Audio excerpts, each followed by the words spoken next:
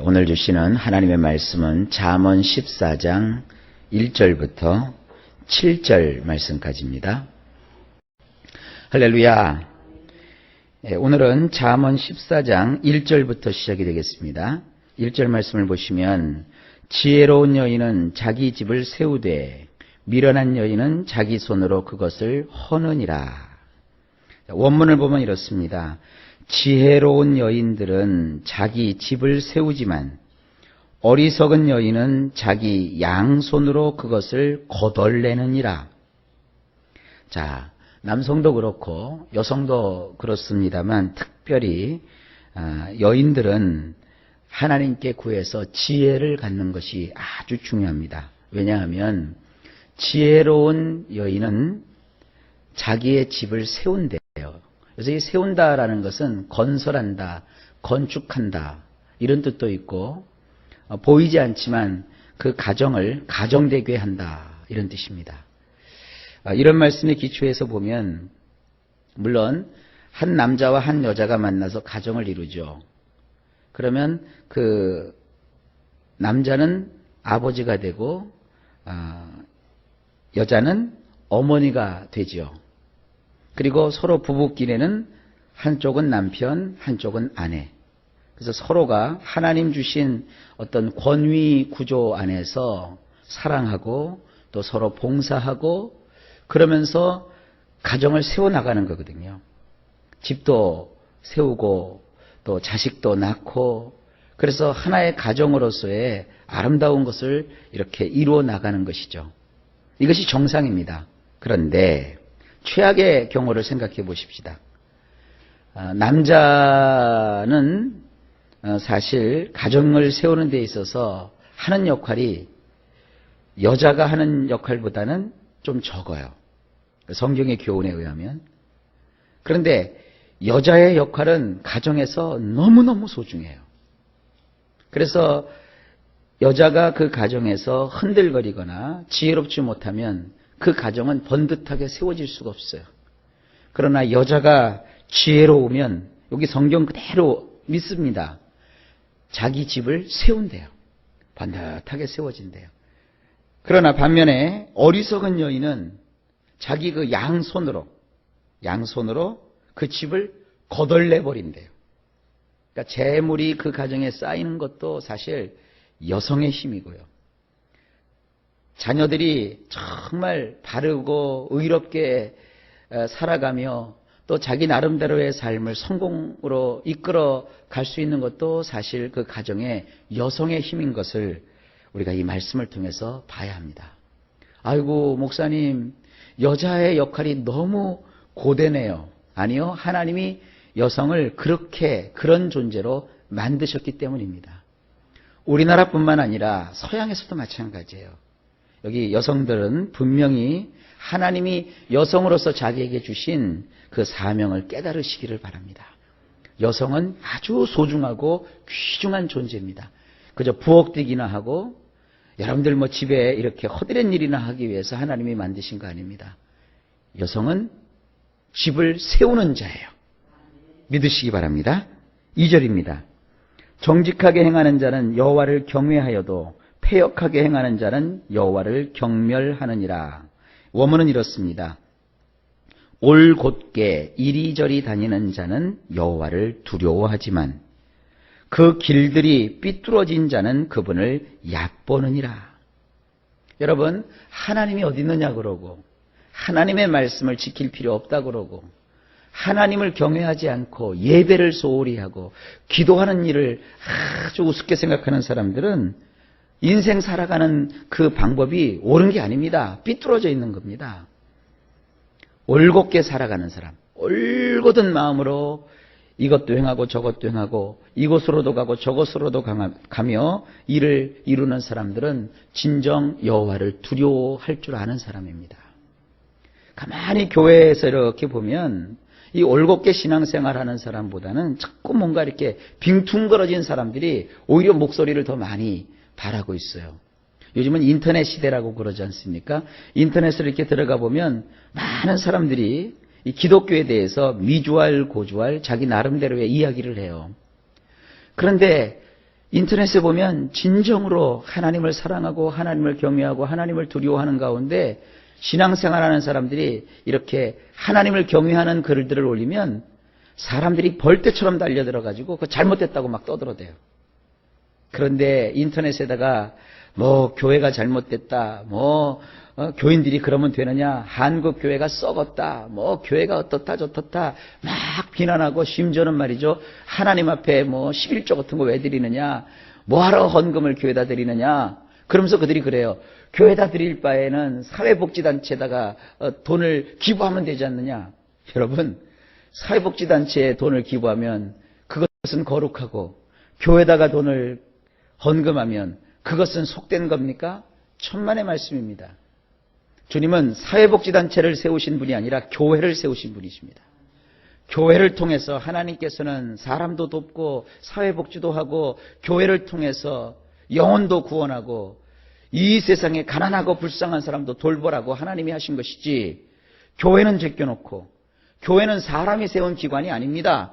정부도 사람이 세웠고, 사회복지단체도 사람이 세웠고, 고아원도 사람이 세웠고, 양로원도 사람이 세웠지만 교회만큼은 주님이 그 몸으로 십자가에 오르시사 찢으시고 상하시고 피를 내셔서 그 몸으로 값주고 사신 것이 교회입니다.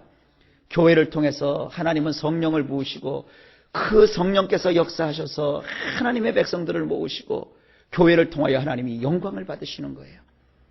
인간들이 세운 교회는 교단이 있잖아요. 장로교, 감리교, 성결교, 이런 교단이 있어요. 그 교단은 단지 좀 더 효과적으로 복음을 전하고 교회가 교회다운 역할을 수행하기 위해서 하나님께서 허용하신 것입니다. 감리교는 어떻고 성결교는 어떻고 장로교는 어떻고 비난하고 비방할 것이 아니라, 장로교는 장로교대로, 감리교는 감리교대로, 성결교는 성결교대로 자기들의 사명을 다 하고, 우리의 목적은 사나 죽으나 하나님의 영광을 위해서 사는 거 아니겠습니까? 영혼을 구원하고 선교에 앞장서고 구제에 힘쓰고 성경대로 서로 사랑과 선행을 격려하고, 교회마다 예배하고 또 봉사하고 전도하고 선교하고 또 하나님 말씀을 가르치고, 이 일들을 우리가 온전히 감당해야 돼요. 그런데 이러한 것들을 무시하고 하나님을 얕보고 이런 사람들은요, 그 인생 사는 방법이 삐뚤어진 자들입니다. 우리는 올곧게 하나님 뜻대로 살아가야 합니다. 그래서 주님을 두려워하며 하나님께서 세우신 교회를 우리가 사랑하며, 그리고 성도들을 서로 격려하며, 우리가 이렇게 바르게 하나님을 두려워하는 가운데 신앙생활 해야 합니다. 이것이 뭐냐 하면 지혜입니다. 3절입니다. 미련한 자는 교만하여 입으로 매를 자청하고 지혜로운 자의 입술은 자기를 보전하느니라. 원문은 이렇습니다. 어리석은 자는 입으로 시건방을 떨다가 매를 자청하지만 지혜로운 사람은 두 입술로 자신을 지키느니라. 이건 특별히 설명을 안 해도 여러분들이 잘 이해를 하실 수 있습니다. 좌우지간 입이 중요해요. 어리석은 사람은 그 입으로 시건방을 떨어요. 아는 척을 하고 젠체를 하고 난체를 하고, 그리고 남을 무시하고, 그러면 결국 그의 인생 속에 뭐가 오느냐? 매가 와요. 매가. 그런데 지혜로운 사람은 두 입술로 자기 자신을 지킨대요. 그러니까 그 입술로 하는 말로 자기의 영혼을 지키고 자기 자신을 잘 이렇게 보호하는 이런 축복이 있는 겁니다. 그래서 하나님, 오늘도 저에게 말할 수 있는 이런 지혜를 주시고, 말을 통하여 하나님의 영광이 나타나는 복된 자가 될 수 있도록 해주십시오. 무엇보다 중요한 것은 우리의 두 입술입니다. 4절입니다. 소가 없으면 구유는 깨끗하려니와 소의 힘으로 얻는 것이 많으니라. 원문이 이렇습니다. 소들이 없으면 외양간은 청결하지만 황소의 힘으로 엄청난 수확을 거두느니라. 이건 여러분 이렇게 생각하시면 됩니다. 집에 아무도 없으면 집은 깨끗해요. 그러나 깨끗하기 위해서 집에 아무도 없으면 그 집을 우리는 뭐라고 그래요? 텅 빈 집이라고 해요. 매일매일 아침과 저녁으로 청소를 할지라도, 그리고 치워놓으면 또 어질러 놓고 치워놓으면 또 어질러 놔도 애들이 북적북적거리고 식구들이 그 집에 웅성웅성거리고 왁작지껄거리고 하하하 호호호 때로는 막 좀 이렇게 다투는 소리도 나기도 하고 우는 소리도 나기도 하면서 그 집은 뭐예요? 사람 사는 거예요. 사람이 뭐 깨끗하게 하고 아무도 없고 쥐죽은도 조용하고 청결하고 그것은 보는 건 좋아도 사람 맛이 안 나는 거예요. 자, 소 외양간이 있어요. 외양간에 소가 가득해야지. 외양간만 있고 소가 없으면 외양간이야 깨끗하지요. 그러나 외양간에서 살고 있는 황소는 그 황소가 내는 그 힘으로 인하여 얻을 수 있는 수확은 엄청난 겁니다. 우리 인생을 살아가는 데 있어서 그저 아무 일도 일어나지 않고 조용하고 그저 평탄하고 이것만 좋은 게 아닙니다. 이런 일도 겪고 저런 일도 겪고 이런 사람도 만나고 저런 사람도 만나고 내가 좋은 일도 겪지만 때로는 원치 않는 일도 겪으면서 이렇게 이런저런 일들을 경험하는 동안 어떤 일이 벌어지느냐? 인생의 열매가 맺혀지는 거예요. 여러분 세상을 살아가면서 왜 나는 행복하지 않는가? 왜 나는 로또가 당첨되지 않는가? 왜 나는 재수가 있느냐 없느냐? 여러분 이런 거 따지지 마세요. 주님이 뭐라고 말씀하셨느냐면 신약성경에는 하나님이 함께 하셔서 이 일과 저 일이 합력하여 결국은 선을 이룬대요. 선을 이룬다는 것은 좋게 하신다는 겁니다. 여러분 지금 내가 생각할 때 불만족스럽거나 불행한 것도 불행이 아니에요. 그리고 내가 지금 현장에서 이렇게 보면서 현실 세계에서 이랬으면 행복할 텐데 이랬으면 좋을 텐데 그것만이 행복이 아닙니다. 좋은 일도 나쁜 일도 또 내가 원하는 일도 원하지 않는 일들도 다 합력하여서 마치 외양간에 소가 가득하면 집주인이 아주 분주하죠. 여물도 끓여야 되죠. 갖다 먹여줘야 되죠. 그 외양간 치워야 되죠. 얼마나 번잡스러워요. 그러나 그렇게 해서 건강하게 소가 자라면 그 소가 논에 가서 밭에 가서 그 힘으로 열심히 일을 해가지고 우리는 풍성한 수확을 거둘 수 있는 것입니다. 하나님이 함께 하시기 때문에 우리의 인생은 풍성한 결실이 있어요. 그러니까 오늘 절망하지 마세요. 오늘 실망하지 마세요. 낙심하지 마세요. 그러면서 인생은 살아가는 겁니다. 아이고 조금 누가 내 마음을 좀 아프게 한다고 그거 그렇게 대수롭지 않은 겁니다.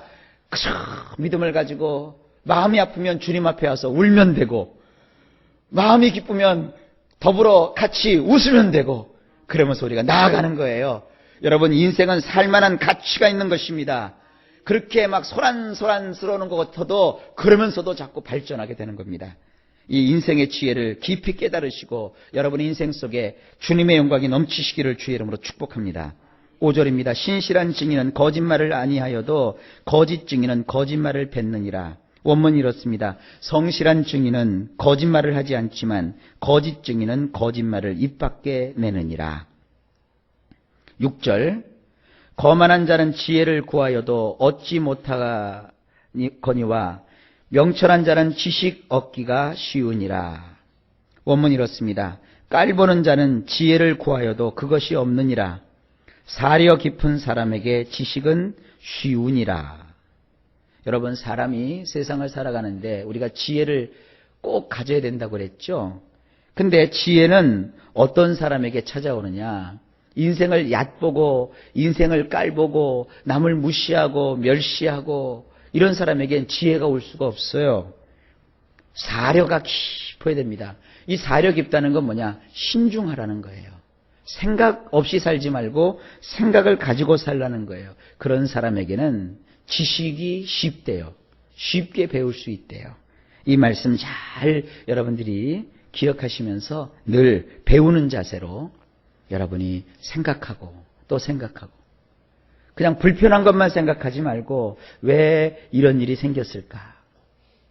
또 인간관계에서 저 사람이 내 마음에 별로 안 들어 이런 식으로 보지 말고 저 사람이 왜 저렇게 행동을 했을까? 이게 다 뭐예요? 사려 깊은 거예요. 자식을 키우면서도 너 왜 내 말 안 들어? 너 왜 내 뜻대로 안 해? 자꾸 어른으로서 주장만 하지 마시고, 저 아이가 왜 저렇게 행동을 할까? 왜 저 아이가 저런 말을 할까? 왜 저렇게 저가 반응할까? 그것을 이렇게 깊이 생각하다 보면 하나님께서 지식을 주시는 거예요. 그러니까 지혜라고 하는 것은 이런 마음에 찾아오는 겁니다. 마지막 7절. 너는 미련한 자의 앞을 떠나라. 그 입술에 지식이 있음을 보지 못함이니라. 원문이 이렇습니다. 어리석은 사람 앞에 있지 말고 떠나라. 너는 그의 두 입술에 지식이 없음을 알지 못하느냐.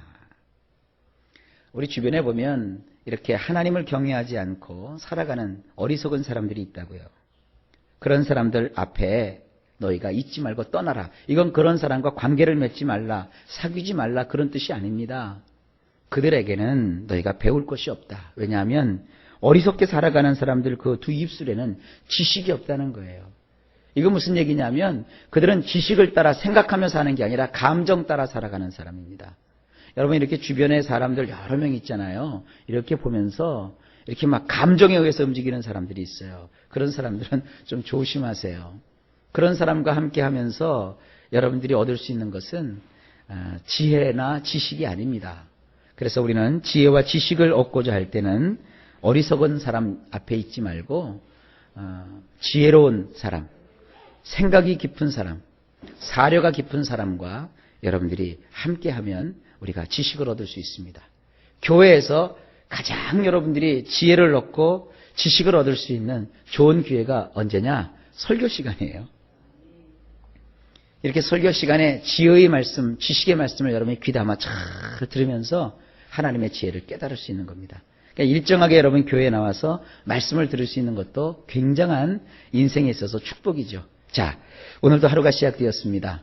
일마다 때마다 주께서 평강을 주시고 여러분이 하는 모든 일마다 형통하게 되시기를 예수님의 이름으로 간절히 축복합니다.